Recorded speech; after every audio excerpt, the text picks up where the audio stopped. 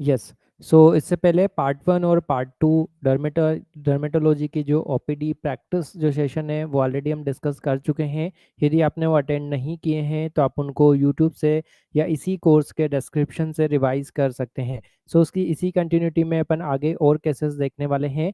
और यदि आपको लगता है कि आपकी पीएचसी सीएचसी की ओपीडी में ऐसे कुछ केसेस आते हैं जिन पर आप और ज़्यादा डायग्नोस्टिक इंसाइट चाहते हो, और क्या मैनेजमेंट हो सकता है, और कैसे अप्रोच हो सकती है, क्या क्या डिफरेंशियल डायग्नोसिस हो सकते हैं, तो जब भी आपके पास पेशेंट आए आप उनके लीजन का फोटो लेंगे, पेशेंट क्या क्या कह रहा है वो चीज़ें नोट करेंगे और हमें व्हाट्सएप पर शेयर कर सकते हैं। जितनी भी आगे आने वाली क्लासेस होगी, अदर सब्जेक्ट की भी क्लासेस होगी, उन सब में उनको एड्रेस करेंगे।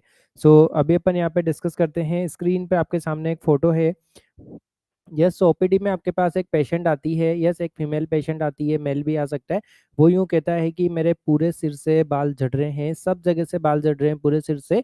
और जैसे ही वो ऐसे उसके अंगूठे से और उंगली से ऐसे बाल पकड़ती है तो एक साथ काफ़ी सारे बाल एक साथ आ जाते हैं, कि गुच्छा का गुच्छा बालों का आ जाता है। तो जैसा कि यहाँ पे फोटो दिखाई दे रहा है, फोटो में जैसे बता रखा है उसी तरीके से पेशेंट यहाँ पे प्रेजेंट करता है कि उसको डिफ्यूज हेयर लॉस हो रहा है, पूरे सिर से उसके बाल झड़ रहे हैं सब जगह से, और एक ही बार ऐसे हाथ में काफ़ी ज़्यादा बाल आ जाते हैं। तो इसको बोलते हैं हेयर पुल टेस्ट।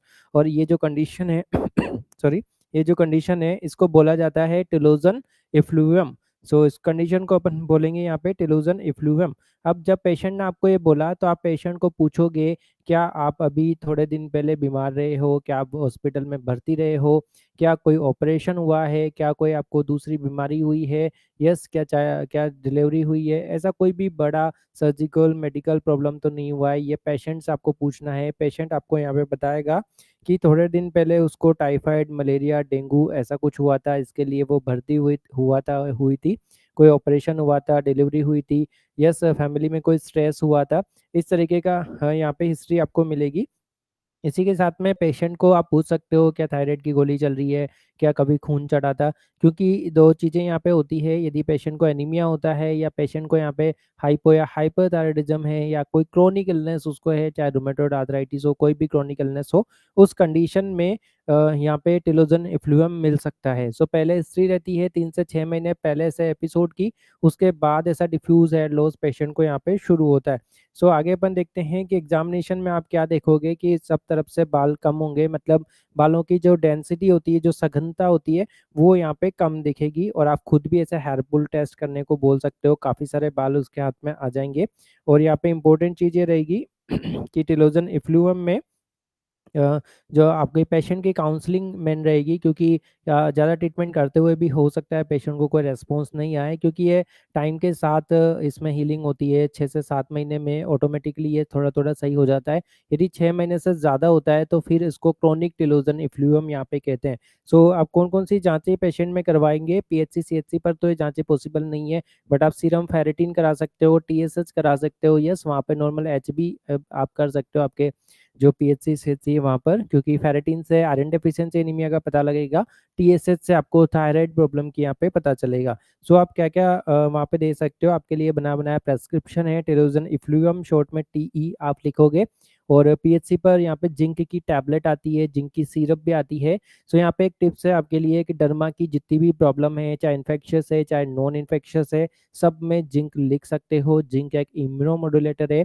जिंक को केवल डायरिया में ही नहीं दिया जाता है, जिंक को आप किसी भी डर्माकिट कंडीशन में यहाँ पे लिख सकते हो, चाहे वो सन इंड्यूस हो चाहे डर्मेटाइटिस हो, सब में ये जिंक यहाँ पे हेल्पफुल रहता है।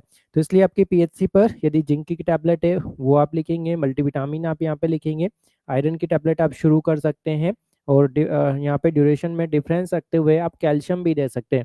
अब पेशेंट यदि कह रहा है कि बालों में कुछ इरिटेशन हो रहा है तो वो बालों को ज़्यादा डिस्टर्ब नहीं करे, इसलिए आप यहाँ पे लिवोसिट्राजिन या एंटीहिस्टामिनिक दे सकते हो। यदि आपने पूछा कि डेंड्रफ तो नहीं रहता है, डेंड्रफ रहता है, तो आप कीटोकोनाजोल 2% शैम्पू यहाँ पे एडवाइस कर सकते हो। इसके बाद में आप सपोर्टिव ट्रीटमेंट में न्यूट्रिशनल सपोर्ट यहाँ पे देंगे, बट यहाँ पे स्टीरॉयड का ज़्यादा कुछ रोल नहीं है। बट कई बार पीएचसी पे बीटा मेथासोन का लोशन आता है, वो थोड़े दिन के लिए आप लोशन लगाने को कह सकते हो यदि रेस्पॉन्ड नहीं कर रहा है तो।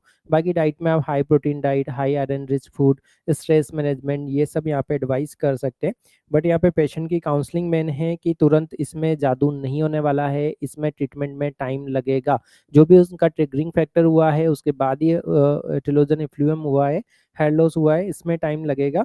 और यदि किसी पेशेंट को ज़्यादा रिलीफ चाहिए, नहीं हो रहा है, तो आप उसको डर्मेटोलॉजिस्ट को रेफर कर सकते हो, वहाँ पर उसको मिनॉक्सिडिल का लोशन एडवाइस किया जा सकता है। इसके अलावा एक थेरेपी होती है PRP, platelet rich plasma. PRP एक ट्रीटमेंट होता है जिसमें अपने आईवी ब्लड निकाला जाता है, उससे प्लाज्मा अलग किया जाता है और प्लाज्मा को वापस से हेयर की रूट में इंजेक्ट किया जाता है। यस, उसमें कॉन्ड्रोसाइट रहती है, ग्रोथ फैक्टर रहते हैं जो हेयर की ग्रोथ को, डेंसिटी को बढ़ाते हैं। सो इसको पीआरपी थेरेपी कहते हैं। पेशेंट आपसे पूछ सकते हैं कि जल्दी ट्रीटमेंट के लिए क्या करें, तो आप ये पीआरपी ट्रीटमेंट पेशेंट को एडवाइस कर सकते हो, बट ये डर्मेटोलॉजिस्ट करेंगे। यदि आप पीएचसी सीएचसी से पेशेंट को हायर सेंटर भी भेज रहे हो, तो आपको काउंसिल करना पड़ेगा वहाँ पे कौन सी किस किस तरह का ट्रीटमेंट उन्हें मिल सकता है, ताकि वो वहाँ से सेटिस्फाई होके आएँ। और ये जो भी ट्रीटमेंट है, ये ऐसे केसेस हैं, यदि आप इनका सही मैनेजमेंट नहीं करते हो, आपके पास पेशेंट आया, आपने नॉर्मल ट्रीटमेंट लिख के भेज दिया, काउंसलिंग नहीं की, पेशेंट बार-बार आपकी ही ओपीडी में यहाँ पे घूमता रहेगा, तो इसमें आपके लिए भी एक तरह का बर्डन बनेगा और पेशेंट के लिए भी वो डिजीज़ यहाँ पे बर्डन बनेगी कि उसका उसको सही एप्रोप्रिएट जो है मैनेजमेंट नहीं मिल पा रहा है। इसलिए यदि आप उनका मैनेजमेंट नहीं कर रहे हैं, तो कम से कम आपको ये पता हो कि काउंसलिंग करना कि जो डिजीज़ है उसका प्रोग्नोसिस क्या रहने वाला है, कितने टाइम में वो सही होने वाली है। सो यहाँ पर है ओवरनाइट मिराकल इसमें नहीं होगा, स्लो रिकवरी होगी। नहीं तो पेशेंट कोई भी यहाँ पे अलग तरह का देशी आयुर्वेदिक या कोई भी आदिवासी किसी भी तरह का ऑयल यूज़ करने लग जाता है, कोई भी ऐसी चीज़ों में काफ़ी ज़्यादा पैसे और उनके एफर्ट चले जाते हैं, फिर भी उनको ट्रीटमेंट नहीं मिलता है। इसलिए आपको उनको डायग्नोसिस समझाना है कि आपके इस तरीके की प्रॉब्लम है, पहले आपके इस तरीके का कोई इशू आया होगा हेल्थ में, उसकी वजह से ये यहाँ पे स्टार्ट हुआ है। आपको 6 से 9 महीने का यहाँ पे थोड़ा पेशेंस रखना पड़ेगा और ये सप्लीमेंट यहाँ पे लेने पड़ेंगे, ये दिक्कत अपने आप ही कम हो जाएगी। सो ये जो अपने अपन ने डिस्कस किया, ये है टिलोजन इफ्लुवियम। सो एक बार कमेंट सेक्शन में लिखेंगे, यदि कोई पेशेंट आपके पास आती है ऐसा डिफ्यूज एयर लॉस लोके, तो कौन से 2 इन्वेस्टिगेशन आप उसको एडवाइस करेंगे? Just type in the chat box कौन-कौन सी 2 चीज़ें आप उस पेशेंट को एडवाइस करेंगे? Yes doctor Pushpa, Ramila, Apoorva, doctor Manish, doctor Neeraj, कौन सी 2 जाँचें आप उनको लिखेंगे?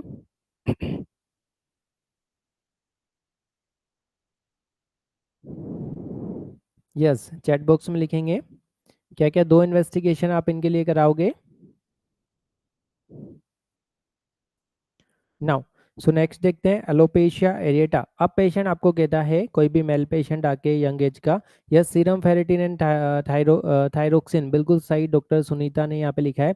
सो नेक्स्ट केस अपन देखते हैं एलोपेशिया एरिएटा का। एलोपेशिया मीन्स बाल उड़ गए, एरिएटा मीन्स एक एरिया से। सो अब सब जगह से बाल नहीं उड़ रहे हैं, वो कहेगा कि इतनी इतनी जगह से बाल उड़ गए, आपको गोल गोल एक पेच दिखाई देगा, वो इतनी जगह से भी हो सकता है, एक छोटी सी जगह से यहाँ पे बाल गायब हो जाएंगे, इसको बोलेंगे एलोपेशिया एरिएटा। सो पेशेंट क्या कहेगा, डॉक्टर साहब सिर में अचानक गोल जगह से बाल उड़ गए हैं एक ही जगह से। अब ये जो पैची हेयर लॉस है, वैसे तो आप जब बुक्स में पढ़ते हैं तो एलोपेशिया, टोटलिस, यूनिवर्सलिस ऐसे सब कुछ होता है, बट ज़्यादातर जो आपके पीएचसी सीएचसी में पेशेंट आएंगे वो ऐसे बियर्ड एरिया पे इतने से एरिया से बाल गायब होते हुए रहेंगे या डेंसिटी कम रहेगी। अब जो एलोपेशिया एरिएटा है, ये एक ऑटो इम्यून डिजीज है, मीन्स जो लिम्फोसाइट है वो हेयर बल्ब के अराउंड इकट्ठा होके जो मेलेनिन बन रहा है उसको खत्म कर रही है ऑटोइम्यूनिटी से, इसलिए यहाँ पे ब्लैक जो हेयर है वो गायब हो जाते हैं, बट वहाँ पे जो ग्रे हेयर है, व्हाइट हेयर है, वो बचे रह सकते हैं। सो इसमें सोने जैसे चमकते हुए बाल वहाँ पे बचे रह सकते हैं।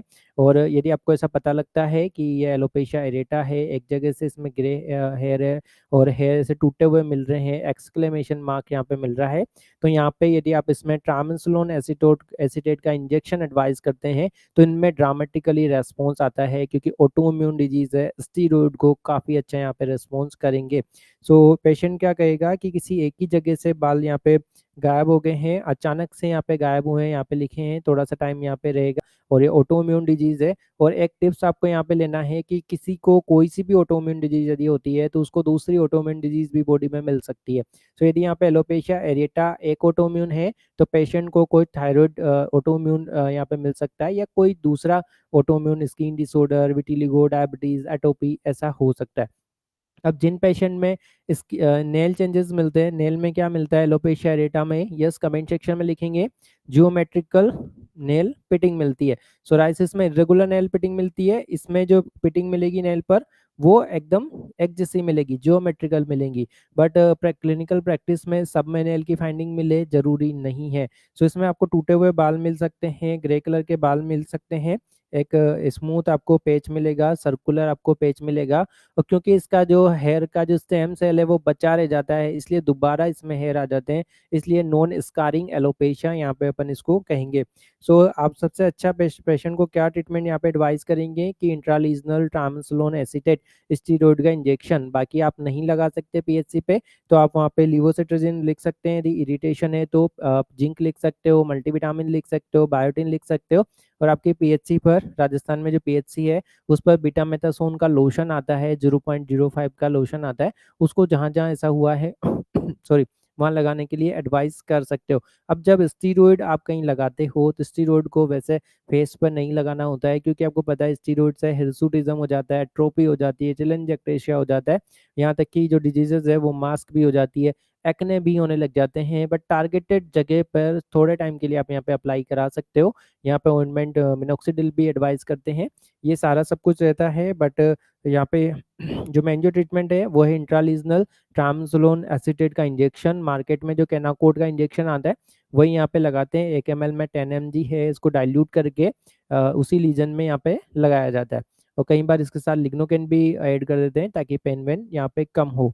सो यही है। इसके अलावा जैसे आपको पता है ऑटोइम्यून है तो उसमें स्टेरॉइड का शॉर्ट कोर्स थेरेपी भी दे सकते हो आप, पेटेंसोलोन उसको दे सकते हो, 20 to 30 mg ओडी दे दिया आपने थोड़े दिन के लिए, बीडी दे दिया, फिर ओडी दे दिया, फिर टैपर कर दिया, इस तरीके से।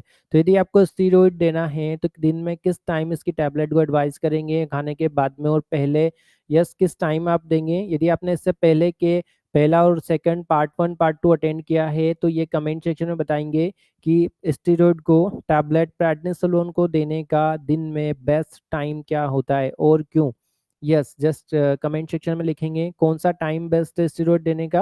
डॉक्टर नीरज ने लिखा है 8 से 10, क्योंकि नेचुरली बॉडी में कोर्टिसोल का सर्ज होता है। 8 से 10 बजे अपनी बॉडी में कोर्टिसोल यूं ही अपने आप बढ़ता है, उस बढ़े हुए कोर्टिसोल पे आपने बाहर से प्रेडनिसोलोन ऐड कर दिया तो अचानक से उसका इफेक्ट काफी ज्यादा आ जाएगा, जो डिजीज है वो दब जाएगी अचानक से।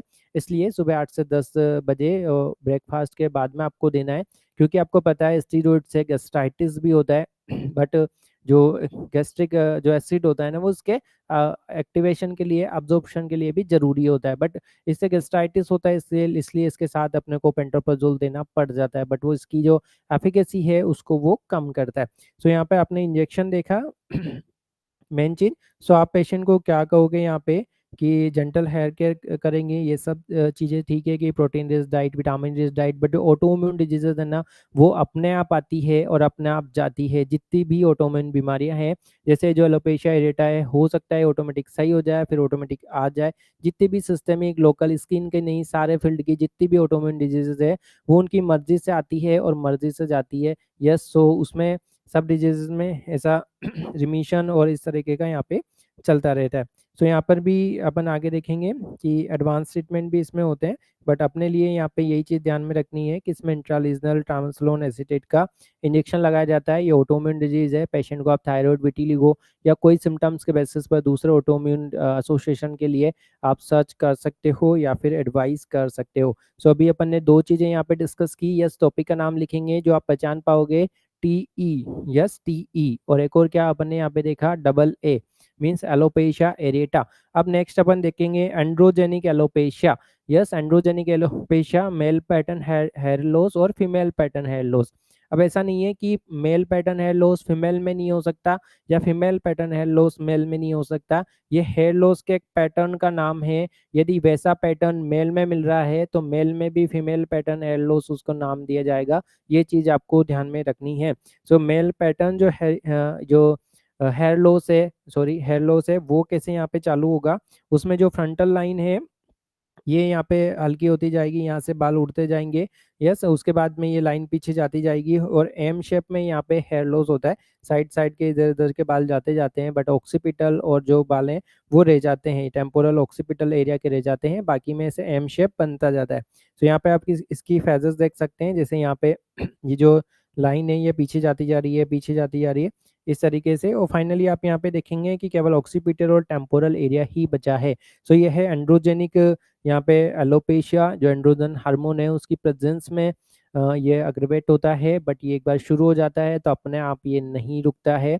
यस, इसका जो भी टाइम होता है, कितने टाइम में ये हेयर जाके इस स्टेज में पहुंचेंगे तो पहुंचते हैं। इसमें आप मिनोक्सिडिल लगा के या एंटी एंड्रोजेनिक लेके इसकी जो स्पीड है वो स्लो कर सकते हो। अल्टीमेटली इसमें जो यदि सारे ट्रीटमेंट फेल हो जाते हैं तो आपको हेयर ट्रांसप्लांट ही कराना पड़ता है।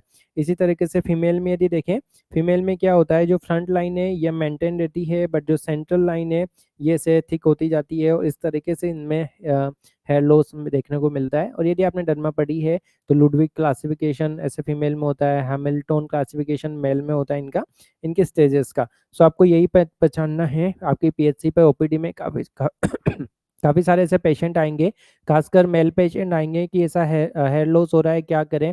तो आपको समझाना है कि ये आपको डरमेट वाले ही इनको देखेंगे, इनके लिए स्पेशल आपको दवाई दी जाएगी जो लंबे टाइम तक लेनी आपको पड़ेगी।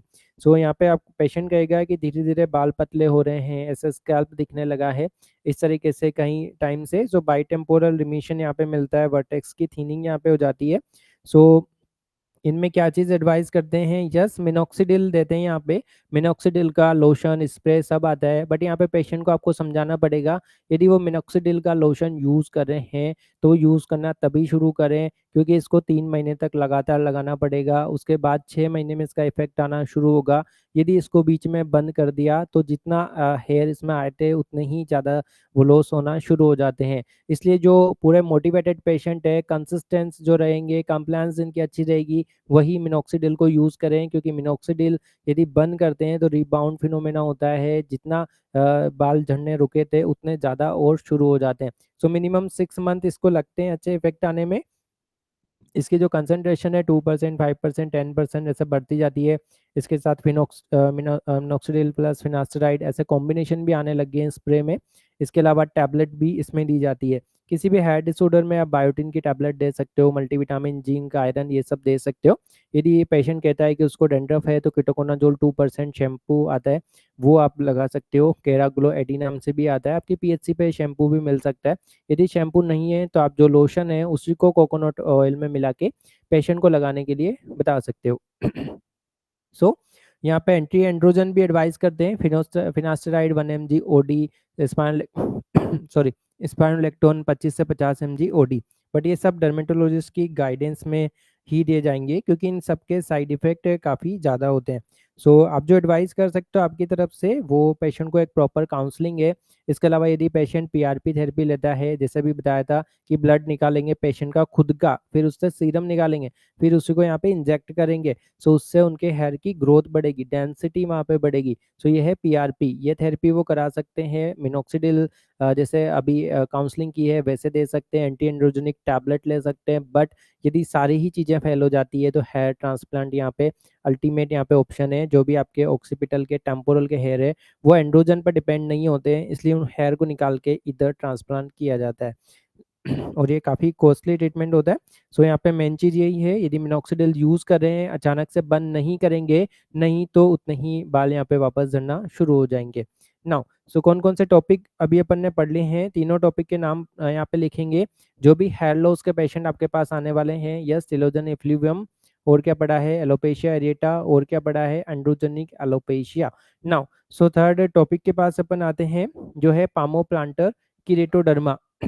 सो आपके पीएचसी पे काफ़ी सारे ऐसे पेशेंट आएंगे जो कहेंगे पाँव की एड़ियाँ फट रही है, हाथ की चमड़ी फट रही है। यस, पाँव की एड़ियों को आप देखोगे तो वहाँ की स्किन काफ़ी मोटी हो चुकी होगी, कड़क हो चुकी होगी, ब्लैक हो चुकी होगी, उसमें से दरारें पड़ रही होगी। सो ये कंडीशन क्या है, ये कंडीशन है पामोप्लांटर केरेटोडर्मा। केरेटोडर्मा इसमें स्किन की थिकनिंग हो गई है।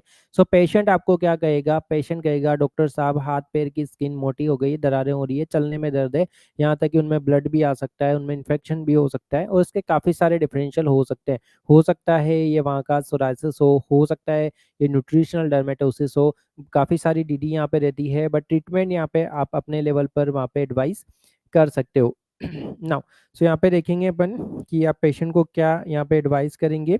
सो जो आपकी स्लिप रहेगी उसमें आप बताएंगे पेशेंट्स को कि आपको आपके पाँव साफ जो पानी है उसमें आप थोड़ा नमक डाल सकते हो, उसमें 10 से 15 मिनट तक आपको अपने पाँव डुबो कर रखने हैं।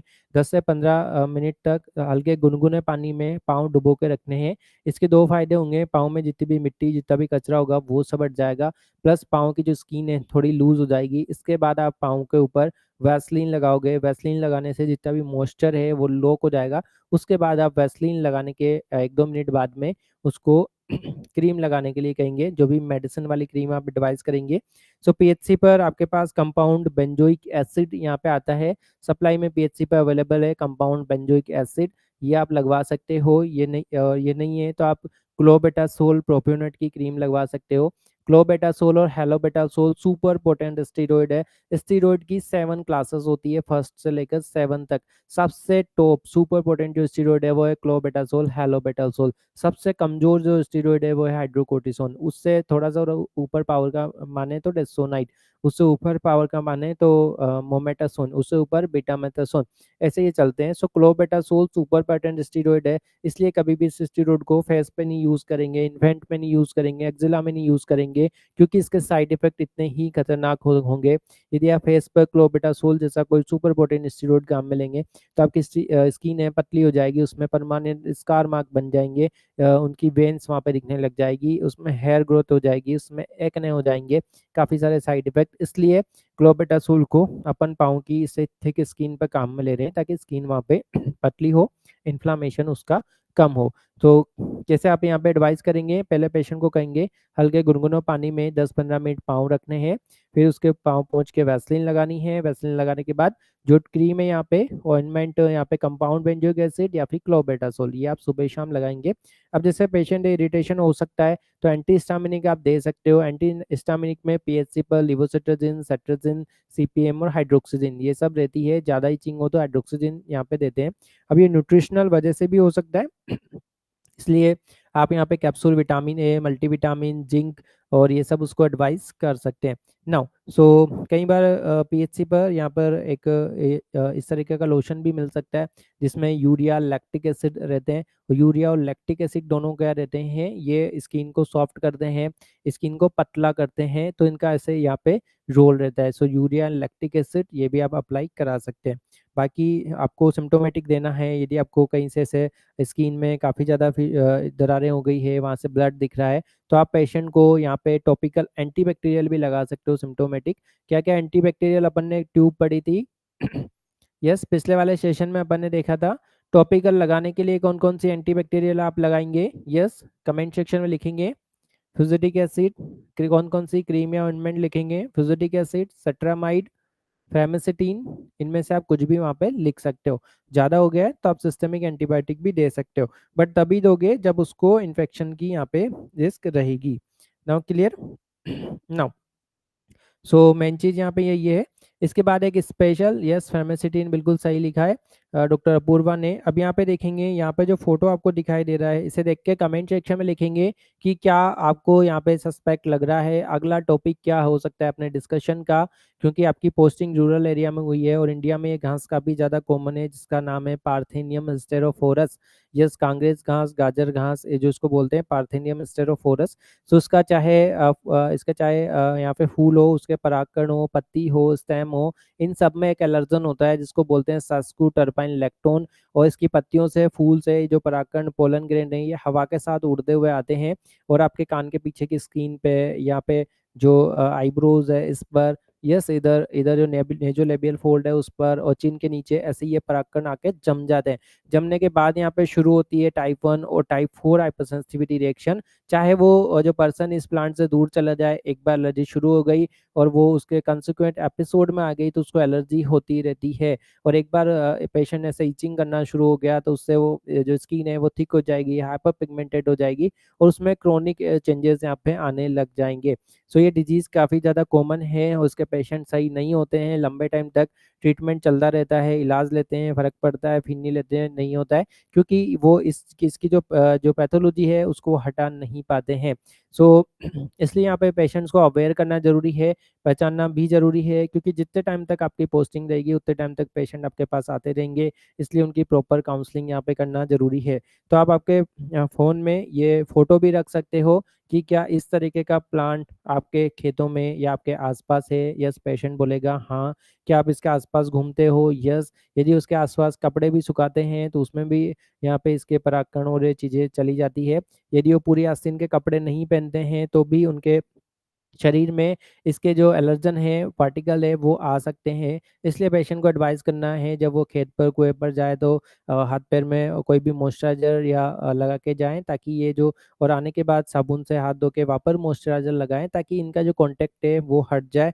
पूरी आस्तीन के कपड़े पहने, पूरे कवर होके वो जाएँ और खासकर इस प्लांट को पूरी तरह से ख़त्म करें। यस, कौन-सा एलर्जन होता है? सेस्कोटर्पाइन लैक्टोन होता है इसके अंदर और इससे एयरबोर्न कॉन्टैक्ट डर्मेटाइटिस होता है, क्योंकि हवा से उड़ते-उड़ते परागकण आते हैं और उससे इकट्ठे हो जाते हैं। अब क्या होता है, ये तो प्लांट है, प्लांट के साथ जैसे लाइट अपने फेस पे पड़ती है, तो उससे फोटो रिएक्शन होने लग जाती है, तो उसको फाइटोफोटो डर्मेटोसिस बोलते हैं। दोनों तरह की मिक्स पिक्चर भी यहाँ पे मिलती है। केवल जो लाइट वाला जो रिएक्शन होता है, लाइट से जो फेस पर रिएक्शन होती है, वो वहाँ होती है जहाँ सीधी लाइट पड़ती है, बट ये जो इससे जो एलर्जी होती है वो वहाँ पर भी होती है, जैसे कान के पीछे छाए रहती है। यहाँ लाइट वाला रिएक्शन नहीं होगा, बट ये वाला रिएक्शन वहाँ पे मिलेगा आँखों के नीचे। यस, इस तरीके से। सो ये जो पेशेंट होते हैं काफ़ी लंबे टाइम से चल रहे होते हैं, इनका फेस से ही आप ऐसे देख सकते हो उस तरीके का फेस हो चुका होता है, काफ़ी लंबी एलर्जी इनको चल रही होती है।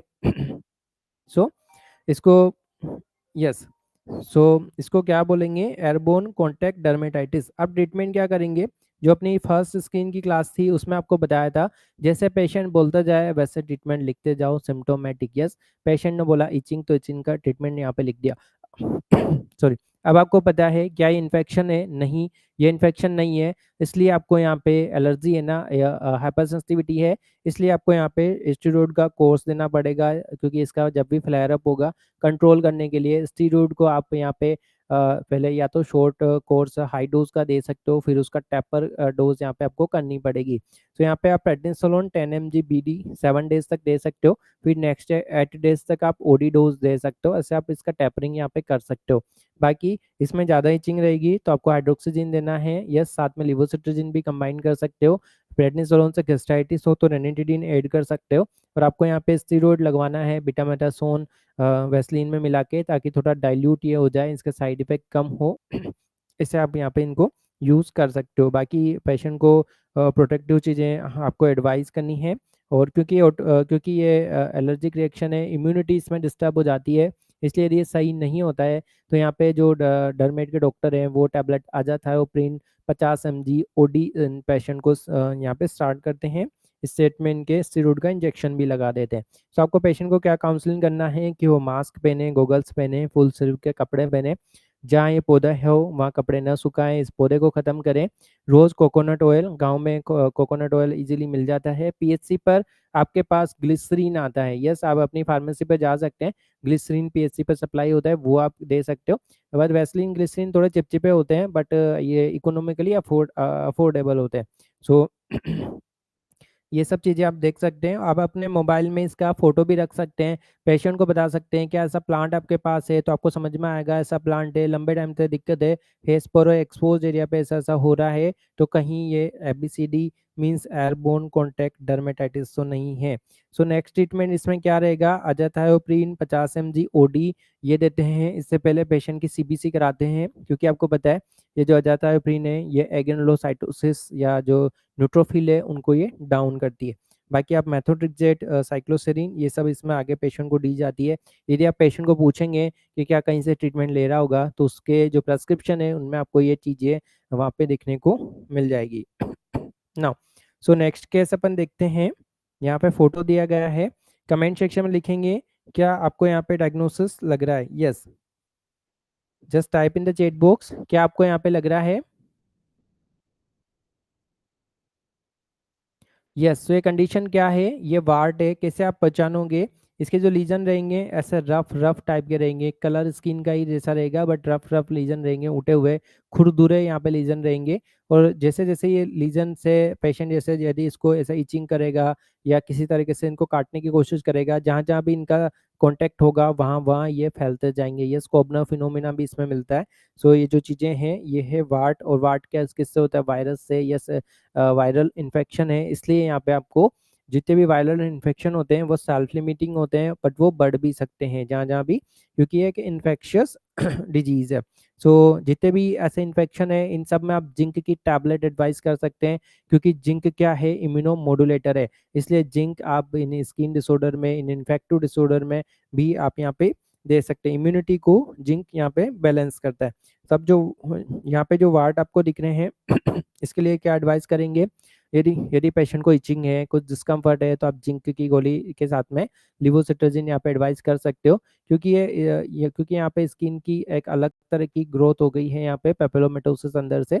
तो उसके इस ग्रोथ को हटाने के लिए आप यहाँ पे एसिड काम में ले सकते हैं, सैलिसिलिक एसिड, लैक्टिक एसिड, वार्ड पेन नाम से आता है ये। इससे थोड़ी यहाँ पे बर्निंग वगैरह होगी, बट ये थोड़ा लीजन है वो खत्म होगा। बट यदि काफ़ी बड़े लीजन है तो फिर उसको कॉस्मेटिक प्रोसीजर से ही आपको हटाना पड़ेगा। कंपाउंड बेंजोइक एसिड भी यही काम करता है, पीएचसी पे ही आता है। इसके अलावा आप क्या कर सकते हैं, इसमें एक इम्यूनोथेरेपी होती है, जैसे विटामिन D3 है, BCG है, मिजल्स है, इन सबके इंजेक्शन इन्हीं लीजन्स में लगा दिए जाते हैं। और बॉडी इनके अगेंस्ट इम्यूनिटी बनाती है, इम्यून सेल बनाती है। वो इम्यून सेल इन वार्ड की सेल को खत्म करती है। इसमें थोड़ा टाइम लगता है, इसको इम्यूनोथेरेपी बोलते हैं, और डरमेट में इसकी प्रैक्टिस की जाती है। सो आपकी तरफ से क्या दे सकते हो आप यहाँ पे? सैलिसिलिक एसिड, लैक्टिक एसिड या कंपाउंड बेंजोइक एसिड। बाकी पेशेंट को समझा सकते हो कि उनके जो भी पर्सनल चीज़ें हैं उनको अलग रखे, क्योंकि ये जो इन्फेक्शन है ये एक दूसरे में फैल सकता है।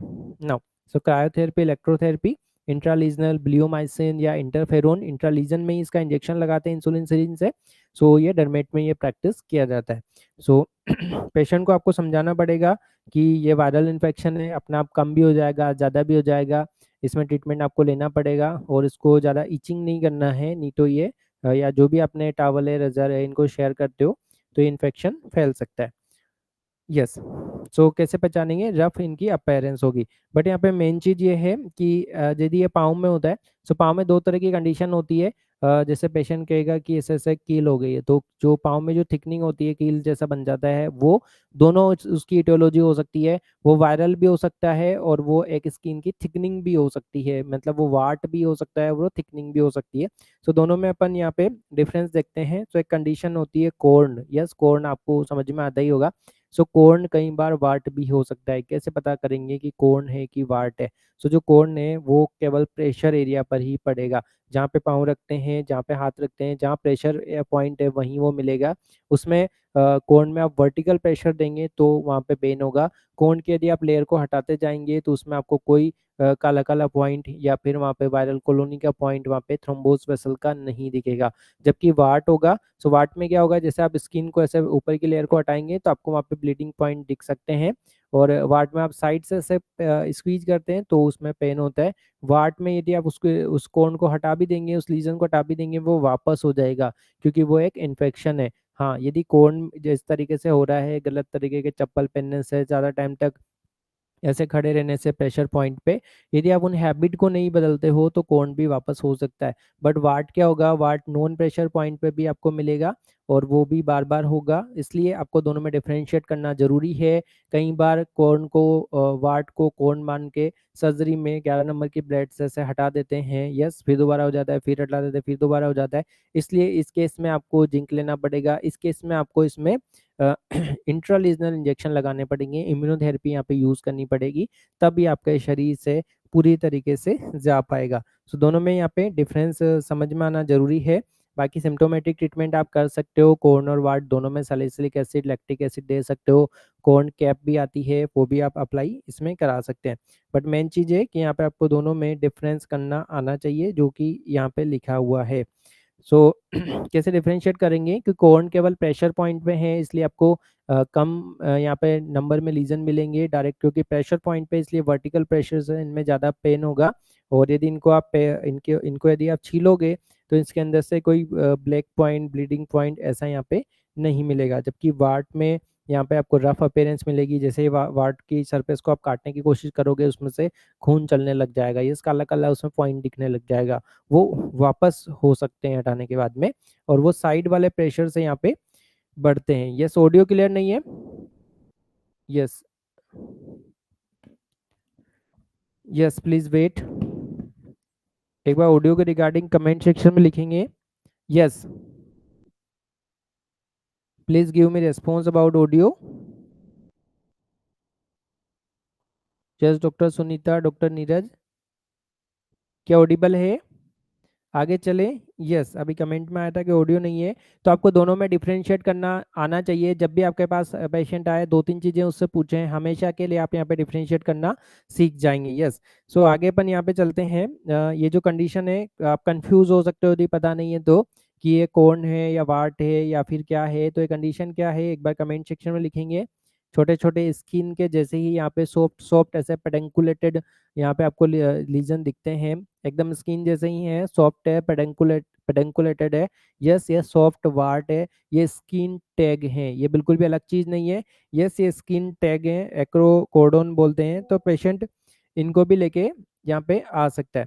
सो यहाँ पे अपन देखते हैं, जो स्किन टैग है इनको आपको हटाना ही पड़ेगा। यस, कॉस्मेटिकली इनको हटा सकते हैं, ये ओबेसिटी से, इंसुलिन रेजिस्टेंस से, इन सब से भी एसोसिएटेड यहाँ पे हो सकते हैं। डायबिटीज है तो उसको कंट्रोल करना है, बट इनका जो मैनेजमेंट है वो कॉस्मेटिक है। इलेक्ट्रोकोटरी से हटा दो, आरएफ की मशीन से हटा दो, इसमें लिक्विड नाइट्रोजन से इनको हटा दो कैसे भी, या फिर आप ही एक सूचर से खींच के भी इनको हटा सकते हो।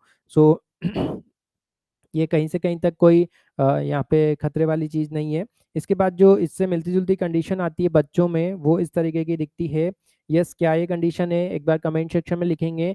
पर्ली वाइट यहाँ पे अपेरेंस है, पर्ली वाइट है, पेप्यूल है, सेंट्रल में सा एक पिट, एक गड्ढे टाइप का दिखता है इसमें, सेंट्रल में अम्ब्लिकेटेड यहाँ पे चीज दिखती है। यदि इनको स्क्वीज कर दो तो वाइट वाइट यस, स्क्वीज कर दो तो वाइट वाइट यहाँ पे मटेरियल बनता है।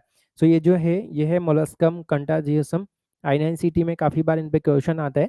सो बच्चा आपकी ओपीडी में बच्चे ऐसे केस लेके आ सकते हैं मोलस्कम कंटाजियसम के, और ये फैलते जाते हैं, बहुत सारे लीजन में भी हो सकते हैं, जहाँ जहाँ वो ऐसे इनको फैलाएगा वहाँ वहाँ हो सकते हैं। सो कोबनर स्यूडोकोबनर फिनोमेना को भी फॉलो करते हैं। सो ये सेल्फ लिमिटिंग भी होते हैं, क्योंकि वायरल जितनी भी वायरल बीमारियां हैं वो सेल्फ लिमिटिंग होती है। बाकी इनका मैकेनिकल डिस्ट्रक्शन भी हो सकता है। और बाकी जो स्किन की ओपीडी में भेजोगे तो वहाँ पे टीसीए होता है, ट्राईसाइक्लिक टीसीए जो एसिड होता है, वो एसिड को थोड़ा सा ऐसे लगा के लीजन के ऊपर वो लगाते हैं बार बार ऐसे, या केओएच को इसके ऊपर लगाते हैं, तो उससे वो जो ये जो लीजन है वो जल के खत्म हो जाते हैं। तो नाउ कौन सी टैबलेट आप इसमें एडवाइस करोगे? यस, मोलस्कम कंटाजियोसम में के बच्चे आ रहे हैं, कौन सी टैबलेट आप देंगे ताकि जल्दी इनकी हीलिंग हो? कमेंट सेक्शन में लिखेंगे। काफ़ी जगह देखा है अपन ने, वार्ट में भी अपन वही टैबलेट लिख रहे थे, यहाँ पर भी अपन वही टैबलेट लिखेंगे। कौन सी टैबलेट यहाँ पे लिखेंगे? यस, कमेंट सेक्शन में लिखेंगे जो भी आपको याद आ रहा है। कौन सी ऐसी टैबलेट बताई थी जो आप हर स्किन के डिसऑर्डर में लिख सकते हो, जो आपकी पीएचसी पर भी सप्लाई में अवेलेबल रहती है? Yes, zinc. सो जिंक की टैबलेट आप यहाँ पे दे सकते हैं, जिंक सल्फेट टैबलेट यहाँ पे लिखेंगे आप, टैबलेट। यस, यहाँ पे लिख के बता देते हैं, टैबलेट जिंक सल्फेट आप लिखेंगे 10 mg। बीडी इसमें आप दे सकते हो, इम्यूनोमोडुलेटर है, चाहे वार्ट हो, चाहे मोलस्कम कंटाजियसम हो। यस, इन चाहे सन इंड्यूस कोई भी रिएक्शन हो, चाहे न्यूट्रिशनल डर्मेटोसिस हो, पामोपांटर केरेटोडर्मा हो, सब में जिंक चलेगा। यस, जिंक दे सकते हो, आप खुद भी जिंक ले सकते हो, ये इम्यूनो मोडुलेटर है। सो बाकी सारी चीज़ें तो उसमें स्पेशलिस्ट ही करेंगे, बट आप अपनी पीएचसी में इसमें सेट्राजिन की सिरप दे सकते हो, जिंक दे सकते हो। बाकी जहाँ पर टेटिनोइन रहता है 0.025%, वो भी लगाने के लिए कह सकते हैं, जो लीजन है उसी पर। बाकी तो उसमें केओएच लगवाते हैं और टीसीए लगवाते हैं, सैलिसिलिक एसिड भी लगवाते हैं, और कॉस्मेटिक जो प्रोसीजर रहते हैं, जैसे कि आरएफ की मशीन है, लेजर है, क्रायोथेरेपी है, इन सब से इनको हटाया जाता है। सो पेशेंट को आप एडवाइस कर सकते हो कि जल्दी उनको इनसे रिलीफ लेना है, तो क्या क्या ऑप्शन अवेलेबल हैं ताकि वो ज़्यादा टाइम तक इस डिजीज़ के साथ न रहें। नाउ इसके बाद में आपके ओपीडी में काफ़ी सारे ऐसे पेशेंट आने वाले हैं जिनका रीज़न आपके कुछ समझ में नहीं आएगा। पेशेंट कहेंगे कि काफ़ी सालों से दिक्कत है, इलाज लेते हैं, सही हो जाता है, बंद करते हैं, वापस हो जाता है, परेशान हो गए इस चीज़ से। क्या होता है कि ऐसा बिगड़ा हुआ लीजन है पाँव पर, हाथ पर, इसमें क्या हो रहा है कि इसमें से पानी निकलता रहता है। सो जो भी स्किन का लीजन आपके पास आता है उनको पूछना है, क्या इसमें दर्द होता है, क्या इसमें खुजली चलती है, क्या इसमें पस निकलता है, क्या इसमें पानी निकलता है।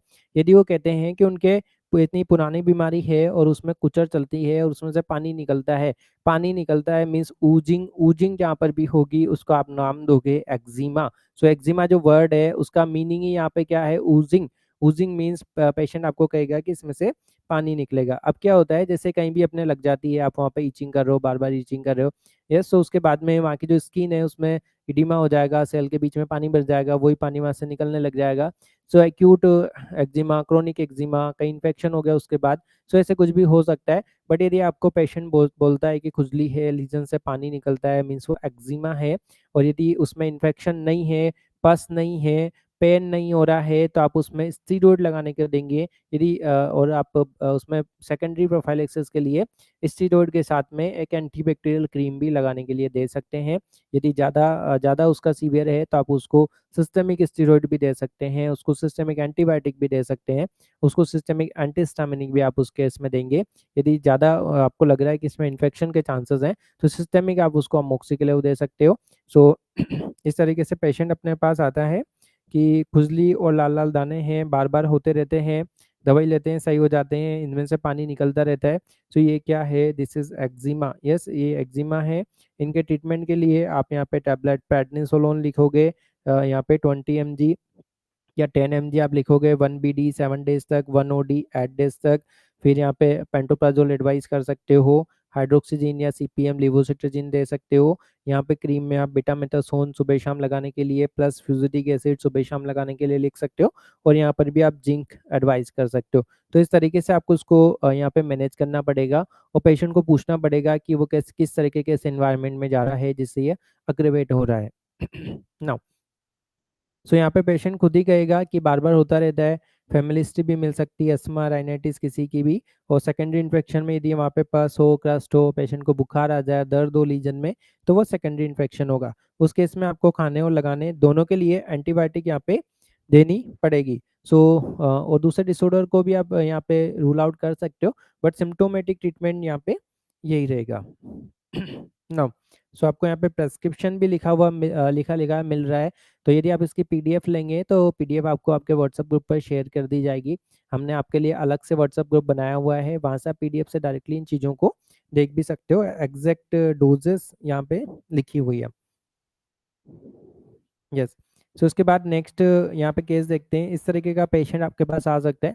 ओपीडी में केस काफ़ी ज़्यादा कॉमन है। एक 5 से 8 साल का बच्चा आपके पास आएगा, उसके फेस पर ऐसे सफ़ेद सफ़ेद गोल गोल निशान होगा, हल्का हल्का, ये एकदम मिल्क जैसा वाइट भी नहीं होगा कि आप इसको विटिलिगो बोलो। यस, और ये हल्का हल्का सफ़ेद लीजन होगा यहाँ पे। यदि आप टच करोगे तो आपको ड्राई ड्राई यहाँ पे लीजन मिलेगा। तो ये क्या है यहाँ पे, क्या आपको लग रहा है? ये जो कंडीशन है ये है pityriasis alba. Pityriasis alba. Yes, यदि आपने इसका केस देखा है और आपने क्या ट्रीटमेंट लिखा है, अब तक आपने क्या ट्रीटमेंट एडवाइस किया है, कमेंट सेक्शन में लिखेंगे।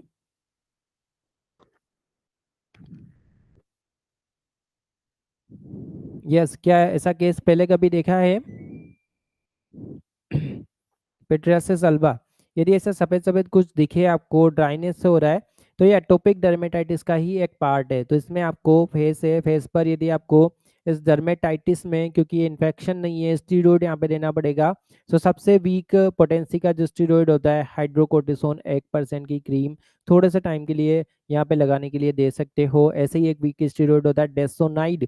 सो डेसोनाइड की क्रीम भी आप यहाँ पे दे सकते हो। हाइड्रोकोर्टिसोन 1% की क्रीम भी यहाँ पे दे सकते हो। क्योंकि ये लीजन है, ड्राई है, इसको आपको वेट करना है, क्या लगाना पड़ेगा? मॉइस्चराइजर। मॉइस्चराइजर को आप मेडिकल टर्म में क्या लिखोगे? इमोलिएंट। यस, इमोलिएंट आप लिख सकते हो, पेशेंट को मॉइस्चराइजर एडवाइस कर सकते हो, नहीं है कुछ मॉइस्चराइजर उसके पास में तो ग्लिसरीन आपके पास में आता है, वो आप पेशेंट को लगाने के लिए दे सकते हैं। यदि हल्की फुल्की इचिंग हो, लिवोसिट्राजिन आप लिख सकते हो, सिरप लिवोसिट्राजिन, टैबलेट लिवोसिट्राजिन यहाँ पे लिख सकते हो। कौन सी क्रीम आपको लिखनी है यहाँ पे, हाइड्रोकोर्टिसोन 1%, या फिर आप यहाँ पे लिखोगे डेसोनाइड। यस, कमेंट सेक्शन में लिखेंगे कौन सा स्टीरॉयड यहाँ पे लिखेंगे। डेसोनाइड क्या है, सबसे वीक स्टीरॉयड, सबसे वीक हाइड्रोकोर्टिसोन होता है, उससे थोड़ा सा ऊपर यहाँ पे डेसोनाइड आता है। सो ये चीज़ें आप यहाँ पे एडवाइस कर सकते हो जो उसका अप्रोप्रिएट यहाँ पे ट्रीटमेंट है।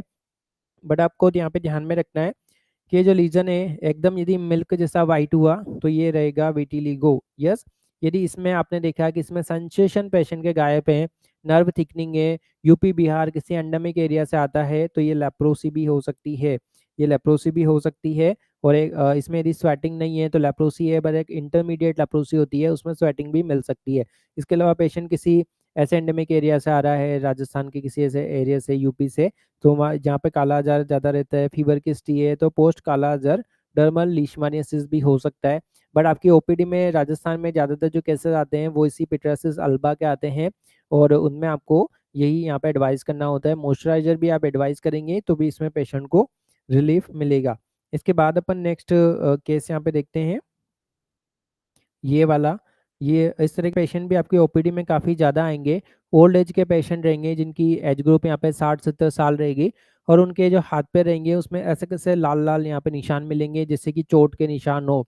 यस, खून जमा हुआ मिलेगा। ये जो कंडीशन है ये है सनाइल परपुरा, क्योंकि ओल्ड एज में क्या होता है, ओल्ड एज में स्किन के नीचे का फेट गायब हो जाता है। जब स्किन के नीचे का फेट गायब हो गया, स्किन एकदम लूज हो गई, तो जो कैपिलरीज होती है वो टूटने लग जाती है, कैपिलरीज से ब्लड निकलने लग जाता है, ब्लड निकल के इकट्ठा होता है। जब ब्लड निकल के यहाँ पे इकट्ठा होगा इस तरीके से तो उसको बोलेंगे परपूरा। तो इसका नाम क्या होगा, ओल्ड एज में हो रहा है सेनाइल परपूरा। सो यहाँ पे देख पा रहे हो स्किन कितनी ज्यादा कमजोर हो चुकी है, स्किन के नीचे का फैट चला गया, स्किन का टोन टर्गर चली गई, तो जो कैपिलरीज है वो थोड़े बहुत जैसे ट्रॉमा से ही वो टूट जाती है और ऐसा लाल लाल खून जमा हो जाता है। सो यदि इन पर ज़्यादा धूप पड़ेगी ये ज़्यादा बढ़ेंगे। यदि इनमें स्टीरॉयड लगवाओगे तो आपको पता है स्टीरॉयड चमड़ी को पतला करते हैं, चमड़ी यदि पतली होगी तो ये बढ़ेगा, इसलिए इनमें स्टीरॉयड नहीं लगाना है, क्योंकि यहाँ कैपिलरीज टूट गई है, कोलाजन को स्ट्रॉन्ग करना है। तो कौन सा विटामिन आप दोगे यहाँ पे, vitamin C. So vitamin C ascorbic acid आप इन पेशेंट को दे सकते हो। सो पेशेंट कैसे आएंगे, हाथ पैर पर लाल नीले धब्बे हो गए हैं और चोट नहीं लगी फिर भी बार बार पड़ जाते हैं, हल्की फुल्की चोट से भी ये पड़ जाते हैं। सो ज़्यादा एज के पेशेंट आपके पास रहेंगे जो धूप में काम करते होंगे, ये स्टीरॉयड की क्रीम लगाने की जिनकी आदत होगी, या हो सकता है वो कोई एस्प्रिन वगैरह कोई गोली खा रहे हो, बीपी शुगर की उनकी हिस्ट्री हो इस तरीके के, तो इस तरीके के इकाइमोसिस आपको यहाँ पे मिलेंगे। सो ये सारी फाइंडिंग यहाँ पे लिखी है। अब अपन ट्रीटमेंट पे आते हैं। सो आपको उनको विटामिन सी एडवाइस करना है, 500 mg OD पूरे मंथ तक आप उनको दोगे। बाकी आपको एंटीऑक्सीडेंट भी उनको दे सकते हो, इमोलियंट क्रीम यहाँ पे दे सकते हो, मीन्स मॉइस्चराइजर लगाने के लिए कह सकते हो, वैसलीन लगाने के लिए कह सकते हो, ग्लिसरीन लगाने के लिए कह सकते हो। आपको पता है धूप से ये कंडीशन बढ़ेगी इसलिए आप सनस्क्रीन यहाँ पे एडवाइस कर सकते हो। और जो यदि उनको कोई एंटीकोगुलेंट या एस्प्रिन चल रहा है तो फिजिशियंस उसकी डोज के बारे में डिस्कस कर सकते हो। तो ज़्यादातर ये ओल्ड एज में ही ये डिसऑर्डर मिलता है। आपको इसमें कोई भी स्टेरॉइड वाली क्रीम नहीं देनी है, इसीलिए यहाँ पे डिस्कस कर रहे हैं। यदि आपने जल्दबाजी में बीटामेटासोन लिख दिया तो ये कंडीशन बढ़ सकती है। सो लास्ट में आपसे पूछेंगे अभी किन किन कंडीशन में स्टीरॉयड नहीं देंगे, या स्ट्रिक्टली कहाँ कहाँ नहीं देंगे, वो अपन डिस्कस करेंगे।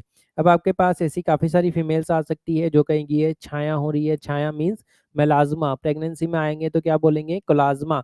सो ये जो मेलाज्मा या कोलाज्मा है ये इसमें बहुत ज़्यादा ट्रीटमेंट से फ़र्क नहीं पड़ता है, काफ़ी स्लो इसमें फ़र्क पड़ता है, क्योंकि ये पेशेंट धूप में जाना बंद नहीं करते हैं, जैसे ही धूप में जाएंगे ये पिगमेंटेशन वापस यहाँ पे बढ़ जाएगा।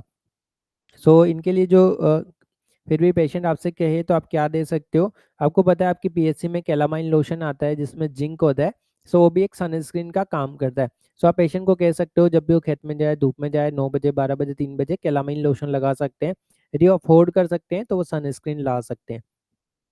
सो अपन यहाँ पे देखते हैं इस तरीके के आपको एकदम स्किन का कलर जो है वो इस तरीके का धब्बे वाला हो जाएगा, ब्लैक है, ब्लैक टाइप का भूरा भूरा, तो उसको बोलेंगे मेलाज्मा। आपको लीजन पहचानना आना चाहिए, इसी एरिया पर ये ज़्यादा होगा।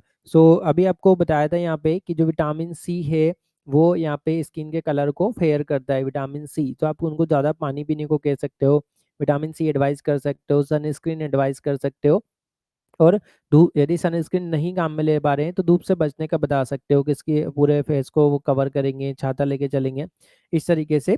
अब यहाँ पे कुछ ऐसी क्रीम्स आती है जो स्किन के कलर को फेयर करती है, जैसे कोजिक एसिड 2%, ये वाली क्रीम, या 1% ये क्रीम दे सकते हो, उससे बिल्कुल नुकसान नहीं है। यस, इसके अलावा पर ये थोड़ी महंगी पड़ती है। सस्ती क्रीमों में बात करें, क्रीम हाइड्रोक्विनोन 2%, इसको आप 15-20 दिन से ज़्यादा नहीं लगाओगे, क्योंकि हाइड्रोक्विनोन यदि ज़्यादा लगा लिया तो डार्क पिगमेंट की जगह ये एकदम डीपिगमेंटेशन कर देता है, ये विटिलिगो जैसा कलर कर देता है। इसलिए इस हाइड्रोक्विनोन को लॉन्ग टर्म में यूज़ करना सेफ नहीं है। और यहाँ पे कॉम्बिनेशन भी आता है जिसमें हाइड्रोक्विनोन, रेटिनोइन और फ्लूसिनोलोन या फिर मोमेंटासोन ये सब रहता है, क्योंकि स्टेरॉइड भी स्किन को पतला करते हैं, स्किन का कलर हल्का करते हैं, इसलिए यहाँ पे स्टेरॉइड भी यहाँ पे लगाने के लिए कॉम्बिनेशन के साथ में दे देते हैं। बट ये सारे कॉम्बिनेशन ज़्यादा लंबे टाइम तक नहीं लगाने चाहिए, क्योंकि ये सबके साइड इफेक्ट होते हैं।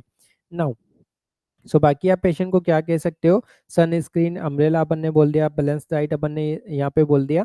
यदि पेशेंट को आयरन की कमी है तो उसका आयरन डेफिशिएंसी एनीमिया करेक्ट होना चाहिए, तभी इन लीजन में मेलाज्मा में उनके कोई ना कोई इफेक्ट यहाँ पे दिखाई देगा। सो नेक्स्ट केस अपन देखते हैं। पेशेंट यहाँ पे आपको कहेगा कि सर और चेहरे पर ऐसे खुजली चलती रहती है, और ऐसे करते हैं तो कुछ न कुछ ऐसा ऐसा येलो येलो निकलता रहता है, डेंड्रफ जैसा जमा हो जाता है। तो ये जो चीज़ है, सफ़ेद और पीली परत बन रही है, डेंड्रफ बन रहा है, ये है सिबोरिक डर्मेटाइटिस। सो सिबोरिक डर्मेटाइटिस सर्दी के मौसम में ज़्यादा कॉमन होगा, जब ड्राइनेस ज़्यादा हो जाएगी, उस टाइम में जब पेशेंट रोज़ नहीं नहाएगा, उस कंडीशन में ज़्यादा होगा। सो इसके लिए आपको पीएचसी पर बीटामेथासोन का लोशन आता है, प्लस क्लोट्रिमाजोल लोशन, ये दोनों मिला के सोते टाइम पे हेयर की जो रूट होती है उसमें लगाने के लिए दे सकते हो। पेशेंट को आप फ्लुकोनाजोल की टैबलेट, लिवोसिट्राजिन ये दे सकते हो इस केसेस में, यदि सिबोरिक है तो। और यदि बार बार सिबोरिक हो रहा है तो आप यहाँ पे पार्किंसन, एचआईवी, डायबिटीज, इनका इन्वेस्टिगेशन भी यहाँ पे कर सकते हैं। सो इसका प्रेस्क्रिप्शन इस तरीके से रहेगा, सेट्राजिन टैबलेट यहाँ पे दे सकते हो, कीटोकोनाजोल का शैम्पू या लोशन आता है, क्लोट्रिमाजोल का लोशन या शैम्पू आता है, साथ में बीटामेथासोन को भी आप कंबाइन कर सकते हो। यदि आपके पास लोशन नहीं है, क्रीम है, सो क्रीम को कोकोनट ऑयल में मिला के भी आप लगा सकते हैं। सो ऐसी एक माइल्ड कंडीशन होती है, इसको बोलते हैं पिट्रियासिस कैपाइटिस, मीन्स डेंड्रफ हो रहा है। सो डेंड्रफ के केस में कीटोकोनाजोल 2% का शैम्पू यहाँ पे लगाया जाएगा। शुरू में आप वीक में 2 बार लगाएंगे, फिर वीक में 1 बार लगाएंगे, और ये ड्राइनेस से ये चीज़ बढ़ती है। और जो मार्केट में शैम्पू आते हैं उसमें कीटाकोनाजोल के साथ में जिंक, पायरेथ्रोनोइड, पैंथोल, ऐसे काफ़ी सारे कंडीशनर भी उसमें ऐड होते हैं, तो जल्दी यहाँ पे इफेक्ट करते हैं। इसके बाद अपन नेक्स्ट चलते हैं। नेक्स्ट जो केस है, यस, पिट्रासिस कैपाइटिस। सो ये जो कॉमन कॉमन स्किन डिसऑर्डर अपन ने यहाँ पे डिस्कस किए, अब कुछ एडवांस केसेस हैं वो आपको पीएचसी में इतने ज़्यादा मैनेज नहीं करने को मिलेंगे, जैसे लाइकन प्लानस है, सोराइसिस है, इस तरीके के। बट यहाँ पे कुछ चीज़ें डिस्कस करेंगे जो आपको ध्यान में रखनी है।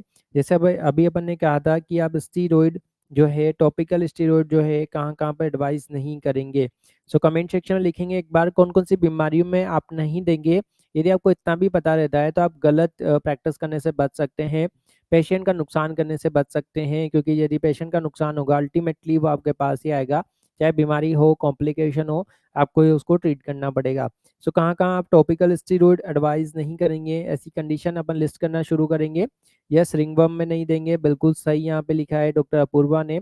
बाकी कहाँ पे नहीं दोगे, एक्ने में। कोई पेशेंट यदि एक्ने का आया, आपने उसको स्टेरॉइड की ट्यूब लिख दी, तो आइसोमॉर्फिक, मोनोमॉर्फिक एक्ने हो जाएंगे, उसके फेस की स्किन और ज़्यादा पतली हो जाएगी, और हेयर यदि फीमेल है तो उसमें हेजुटिज्म हो जाएगा उसको, और लाल लाल यहाँ पे वेसल्स दिखने लग जाएगी, परमानेंटली स्ट्राया वहाँ पे बन जाएंगे, इन्फेक्शन हो जाएगा, फोलिकुलाइटिस वहाँ पे हो जाएगा पेशेंट को, इतनी पतली स्किन वहाँ पे हो जाएगी। और यदि कोई टीनिया है तो वो दब जाएगा, इसके बीच है वो दब जाएगा, मतलब टीनिया इंकोग्निटो, इसके बीच इंकोग्निटो हो जाएगा। सो इन कंडीशन में आप स्टीरॉइड नहीं देंगे। यस, टीनिया में भी स्टीरॉइड नहीं देते हैं, बट कई बार अपने इंडिया में जो पेशेंट आते हैं रिंगवर्म के, फंगल इन्फेक्शन के, वो जालिम लोशन लगा लेते हैं, कोई एसिड लगा लेंगे, स्किन एकदम जल जाएगी, तो केवल उस टाइम लगाने के लिए दे सकते हो, लंबे टाइम तक आपको नहीं देना है। फेस के ऊपर कोई भी पोटेंट स्टेरॉइड नहीं लगाना है, जैसे क्लोबेटासोल, हेलोबेटासोल, ये काफ़ी हैवी पोटेंट स्टेरॉइड है, कभी भी फेस पर नहीं लगाए जाएंगे। फेस पर लगाना है एकदम माइल्ड पोटेंसी का, जैसे हाइड्रोकोर्टिसोन हुआ, डेसोनाइड हुआ, ऐसा ही स्टेरॉइड आप यहाँ पे एडवाइस करेंगे। आज अपन ने कंडीशन पढ़ी थी सेनाइल परपुरा, कहा था उसमें सेनाइल परपुरा स्टेरॉइड से बढ़ रहा है, क्या वहाँ स्टेरॉइड लगवाओगे? नहीं। सो कंडीशन अपने दिमाग में होनी चाहिए, इसमें आप स्टेरॉइड का एप्लीकेशन नहीं करोगे। यस। और कहाँ स्टेरॉइड नहीं लगाते हैं? यस, टीनिया पे नहीं लगाते हैं, किसी भी तरह का टीनिया क्रूरिस कुछ भी हो वहाँ पर आप स्टेरॉइड यहाँ पे नहीं लगाते हो। Yes, doctor drug inspector. Yes, यहाँ पे ज्वाइन किया है। तो यहाँ पे अपन ने इतनी सारी कंडीशन पढ़ी है, कहाँ कहाँ पर अपन स्टेरॉइड अप्लाई नहीं करेंगे। सनाइल परपुरा पे नहीं करेंगे, टीनिया पे नहीं करेंगे, एक्ने में नहीं करेंगे, रिंग वर्म पे नहीं करेंगे। और कहीं भी यदि इन्फेक्शन है, जैसे आपने देखा कहीं भी आपको फोलिकुलाइटिस है, कार्बंकल है, फरंकल है, कोई भी आपको पस कहीं भी दिख रहा है, वहाँ आपको स्टेरॉइड नहीं लगवाना है। यस, यदि आपको कोई इन्फेक्शन दिख रहा है, जैसे कोई वायरल एक्जेंथीमा है, चिकन पॉक्स है, कुछ भी ऐसा वायरल इन्फेक्शन है, स्किन का कोई इन्फेक्शन है, यस, इम्पेटिगो है। इम्पेटिगो क्या होता है? ये इन्फेक्शन है स्टेफाइलोकोकस का, इसमें आप स्टेरॉइड नहीं दोगे। सो आपको स्किन में ये पता होना चाहिए कौन सी ड्रग कहाँ नहीं दी जाती है, कहाँ दी जाती है के बजाय। शुरू में आपको यहाँ पे बताया था, शुरू शुरू का जो फर्स्ट सेशन हुआ था उसमें हमने डिस्कस किया था कि यदि पेशेंट को इचिंग हो, पेशेंट बोले खुजली चल रही है, तो आप एंटीहिस्टामिनिक लिख देंगे। पेशेंट बोले कि दर्द हो रहा है, तो आप उसको एनाल्जेसिक लिख देंगे। पेशेंट यदि बोले कि लीजन में दर्द दर्द बुखार है, तो इसका मतलब क्या है? उसमें इन्फेक्शन हो सकता है, तो आप पूछेंगे क्या इसमें से पस निकल रहा है? यदि ये है तो लगाने के लिए एंटीबायोटिक, खाने के लिए एंटीबायोटिक लिखेंगे। बट यदि इन्फेक्शन नहीं है और इचिंग है, मतलब वो डर्मेटाइटिस है, उस केस में आप स्टेरॉइड लगाने और इनके लिए लिख सकते हो। बट आपको साइड का भी ध्यान में रखना पड़ेगा, फेस पर स्टेरॉइड यहाँ पे नहीं देते हैं। और एक और चीज अपन ने डिस्कस की थी कि यस, एक और चीज अपन ने डिस्कस की थी कि यदि स्किन ड्राई हो तो उसको आप वेट कर सकते हो, यदि स्किन वेट हो तो उसको आप ड्राई कर सकते हो। ड्राई स्किन लीजन जैसे रहते हैं, जैसे अभी अपने पिट्रासिस अल्बा पड़ा, जैसे एक थायोसिस होता है। ये जो लीजन होते हैं ये ड्राई होते हैं, ड्राई, तो इनमें इनमें आप मॉइस्चराइजर लगा सकते हो, इमोलिएंट अप्लाई करा सकते हो। यदि वेट लीजन है, जैसे आपने देखा इंटरट्राइगो है, ये जो फोल्ड वाली स्किन है, इनमें इनमें जो पानी इकट्ठा हो रहा है उसकी वजह से मेसर्शन हो रहा है, टीनिया है, तो इनमें आप पेशेंट को कह सकते हो कि गीला यहाँ पे नहीं रखें। यस, डॉक्टर अपूर्वा ने एक फोटो यहाँ पे शेयर किया है, तो उसको यहाँ पे जूम करके देखते हैं। तो ये पूछ रहे हैं कि ये लीजन यहाँ पे क्या है। इसमें अपने को हिस्ट्री की ज़रूरत है कि ये ऐसा लग रहा है किसी बच्चे को ये लीजन है, और ये एक्सटेंसर पार्ट में अपने को दिख रहा है, स्केप जैसा ये जो रीजन है बन गया है, थोड़ा पुराना लीजन लग रहा है। तो आपको इस पेशेंट से पूछना है क्या इन लीजन से पानी निकल रहा है, क्या इसमें खुजली चल रही है, क्या इसमें दर्द हो रहा है, और ये बॉडी में या कहीं और भी है। यस डॉक्टर अपूर्वा, जो भी फोटो आपने यहाँ पे भेजा है, आपको कैसे अप्रोच करना है ये यहाँ पे बताया जा रहा है। जितनी अवेलेबल हिस्ट्री है उसके बेसिस पर, यदि पेशेंट कहता है इचिंग है, तो आप इसको टैबलेट एंटीहिस्टामिनिक, सीपीएम, लिवोसिट्राजिन ये एडवाइस करेंगे। यदि पेशेंट कहता है कि इसमें से दर्द हो रहा है, पस निकल रहा है, बुखार आ रहा है, तब इसको आप खाने के लिए टैबलेट अमोक्सिक्लिव देंगे, लगाने के लिए फुजूरिक एसिड वगैरह इसमें देंगे। यदि इसमें से पस नहीं निकल रहा है, तब आप इसमें स्टेरॉइड अप्लाई करा सकते हैं। इस तरीके से यहाँ पे पता चलेगा कि लीजन को अपन किस तरीके से, only this side mild itching. आपको ये भी पूछना है क्या पेशेंट ने इसमें कुछ लगाया है, कोई प्लांट का इसमें कांटेक्ट हुआ है, या कोई एलर्जन, कोई इस तरीके का इरिटेंट उसने लगाया है। क्योंकि कई बार इसमें जो स्किन का जो डायग्नोसिस है केवल फोटो देख के नहीं होगा, आपको उसकी हिस्ट्री लेनी पड़ेगी, हिस्ट्री वाइज आपको वहाँ पे सस्पेक्ट करना पड़ेगा। कई बार पेशेंट की एज देख के, उसकी हिस्ट्री देख के, उसका सिनेरियो देख के अपने माइंड में आ जाता है कि ये चीज़ क्या रही होगी। तो आपको यहाँ पे इसकी प्रॉपर हिस्ट्री लेने की ज़रूरत है। और ये इसमें जैसे स्केब वाले जो चीज़ दिख रही है, तो ये थोड़ा पुराना लीजन मिल रहा है, और कुछ जो लीजन इसके दिख रहे हैं इचिंग की वजह से इसने इनको यहाँ पे छील लिया है। तो आपको इससे पूछना है कि क्या इसमें पानी निकल रहा है, क्या इसमें से पस निकल रहा है, क्योंकि हो सकता है ये लीजन पुराने हो गए हों, एक्जिमेटस हो गए हों। जैसे यदि इम्पेटिगो भी होता है, उसका पानी कहीं कहीं लग जाता है, उसके बाद में उसमें स्केप बन जाते हैं। थोड़ी सी हिस्ट्री लेके आपको इसमें और अप्रोच करना पड़ेगा। आप ये फोटो में व्हाट्सएप पर भी भेज सकते हैं। जैसे जैसे पेशेंट की हिस्ट्री आती जाएगी वैसे वैसे उसका डायग्नोसिस और ज़्यादा क्लियर होता जाएगा। यस। सो अपन ने डर्मा के जो सेशन है पार्ट 1 2 3 लिए हैं। इसके बाद अपन अपर अदर सब्जेक्ट के यहाँ पे डिस्कस करेंगे। जैसे हम जो कॉमन जो इमरजेंसीज है वो डिस्कस करना शुरू करेंगे। पीडियाट्रिक्स में कैसे अप्रोच करना है, कौन सी ड्रग प्रेगनेंसी में सेफ रहती है, वो सब अपन यहाँ पे स्टार्ट करेंगे। Calamine lotion can be applied. Yes, calamine को फेस पे अप्लाइड कर सकते हो। केलामाइन में कुछ भी नहीं है। केलामाइन में यहाँ पे जिंक ऑक्साइड, मैग्नीशियम ऑक्साइड ऐसी चीज़ें होती है। सो एक तरीके से साल्ट ही रहते हैं ये। और जो सनस्क्रीन आती है ना आपकी फिजिकल सनस्क्रीन जो आती है उसमें जिंक रहता है। सो वही वाला ये जिंक इसमें रहता है। सो आप फेस पे इसको अप्लाई कर सकते हो। इसको रोज वाटर में मिला के, गुलाब जल में मिला के आप इसको फेस पे अप्लाई कर सकते हो। ये सनस्क्रीन की तरह काम करेगा। केलामाइन लोशन अपने आप में कोई दवाई नहीं है, केवल स्किन में सूदिंग की तरह काम करता है। सूदिंग इफेक्ट यहाँ पे देता है। किसी को कीड़े ने काट लिया है वहाँ केलामाइन लगा सकते हो। चिकन पॉक्स में काफ़ी ज़्यादा उसको इरिटेशन हो रहा है, उसमें केलामीन आप लगा सकते हो। तो इस तरीके से केलामीन लोशन काम में लेना है। बट केलामीन लोशन देते टाइम समझाना है कि लोशन गलती से भी जो बच्चा है वो इसको पी नहीं ले, इसको खा नहीं ले। यस। सो और केलामीन लोशन ड्राइनेस करता है, केलामीन ड्राइनेस करता है, इसलिए इसके साथ गुलाब जल को मिला के लगाने के लिए दिया जाता है। इसमें कोई एंटीबैक्टीरियल प्रॉपर्टी नहीं है, एंटी फंगल प्रॉपर्टी नहीं है, केवल स्किन की सूदिंग कर रही है, इतनी ही इसमें प्रॉपर्टी है। और यदि बिना गुलाब जल के लगाओगे तो ड्राइनेस करेगा। यस, इतना क्लियर। आपका कोई क्वेश्चन है तो बता सकते हैं। डर्मा की सीरीज में अपन इतना ही डिस्कस करेंगे। इसके बाद अपन अदर सब्जेक्ट के लाएंगे।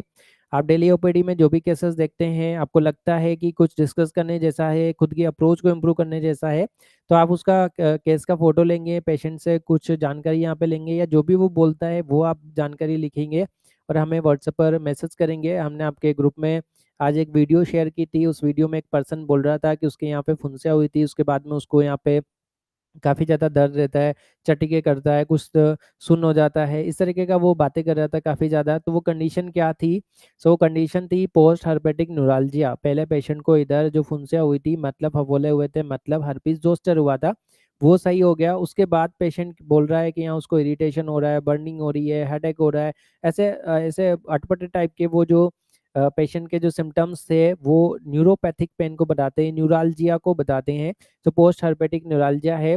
हर्पिस जोस्टर सही हो जाता है, उसके बाद जो न्यूराल्जिया रह जाता है उससे पेशेंट काफ़ी सालों तक सफ़र होता रहता है। सो उसके लिए अपन क्या एडवाइस करते हैं?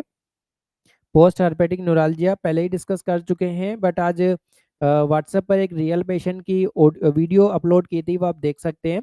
सो यहाँ पे पोस्ट हर्पेटिक न्यूराल्जिया में आप उसको यहाँ पे टेबलेट अमीट्रिप्टलिन 25 mg एचएस दे सकते हो। साथ में आप कैप्सूल प्रेगाबेलिन 75 mg एचएस, या फिर आप उसको यहाँ पे दे सकते हो टैबलेट गाबापेंटीन 300 mg एचएस। एचएस क्यों दे रहे हैं? क्योंकि इन तीनों दवाइयों से नींद आती है। यस, ये दे सकते हो। उसके अलावा आपको पता है नर्व के लिए मिथाइलकोबालामीन 1500 माइक्रोग्राम विटामिन रहता है, ये दे सकते हो। ज़्यादा पेशेंट को पेन वेन हो रहा है तो डाइक्लोपेरा पेंटोप्राजोल थोड़े दिनों के लिए आप उसको दे सकते हो। लगाने के लिए आप फ्यूजिक एसिड या इमोलिएंट उसको एडवाइस कर सकते हैं। बट काफ़ी लंबे टाइम तक पेशेंट को न्यूराल्जिया होने वाला है, इसलिए आप ये टेबलेट कंटिन्यू रखेंगे। यदि आप ये ध्यान से नहीं पूछेंगे क्या यहाँ पे कभी फुंसियाँ हुई थी, या आप निशान को नहीं देखेंगे, तो हो सकता है आप उस पेशेंट को न्यूरोलॉजिस्ट को भेजते ही पेशेंट घूमता रहे, उसका सही डायग्नोसिस यहाँ पे नहीं हो पाए। इसलिए चाहे आप किसी भी स्पेशलिटी के हो, आपको हर स्पेशलिटी का बारीक नॉलेज होना ज़रूरी है। क्योंकि जो पेशेंट होता है वो कभी भी किताब पढ़ के नहीं आता कि मैं ऐसा ही केस आपके पास लेके चलूँ। केस जो रियल लाइफ सिनेरियो में होते हैं वो मिक्स होते हैं, वो मल्टीपल स्पेशलिटी के इंटर मिक्स होते हैं। यस, कोई डाउट है तो कमेंट सेक्शन में पूछ सकते हैं। अभी थोड़े टाइम लाइव हैं आपके साथ कनेक्टिविटी में डॉक्टर राघव, डॉक्टर सरफराज। यदि आपको डरमा से रिलेटेड कोई भी क्वेरी है तो आप यहाँ पे बिल्कुल शेयर कर सकते हैं। यस। यस, इसकी पीडीएफ आपको व्हाट्सएप ग्रुप पे शेयर कर दी जाएगी। कंबाइंड पीडीएफ वहाँ पे शेयर कर दी जाएगी। जो भी लेट ज्वाइन कर रहे हैं उनको पुरानी पीडीएफ नहीं मिल रही है, उसके लिए हम टेलीग्राम ग्रुप बना रहे हैं। टेलीग्राम ग्रुप पर आपको पीडीएफ दी जाएगी, क्योंकि टेलीग्राम पर कोई आप नए भी ज्वाइन करते हैं तो पुरानी पीडीएफ आपको मिलती रहती है। Now, so thanks for the participation.